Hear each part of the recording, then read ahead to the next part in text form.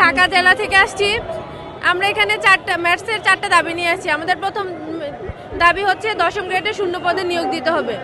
আর দ্বিতীয় দাবি হচ্ছে আমাদের উচ্চশিক্ষা নেই, যেখানে ডিপ্লোমা করার পর সবগুলো সেক্টরে উচ্চশিক্ষা আছে, শুধুমাত্র আমাদের ক্ষেত্রেই নেই।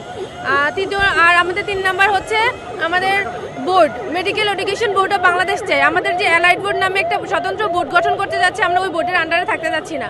আমাদের আলাদা medical education board of Bangladesh গঠন করতে হবে।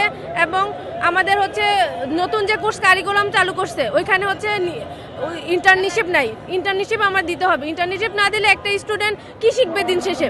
আমাদের ইন্টার্নশিপ বহাল রাখতে চাই। আমরা অ্যালাইড বোর্ডে কেন চাইতেছি না? না না, আমরা এখনো অ্যালাইড বোর্ডের আন্ডারে নাই। নতুন যারা কোর্স কারিকুলাম চালু করছে ওরা হচ্ছে অ্যালাইড বোর্ডের আন্ডারে। তো ওই অ্যালাইড বোর্ডের আন্ডারে আমরা যেতে চাচ্ছি না, কারণ ভাই আর বলতে পারবো না।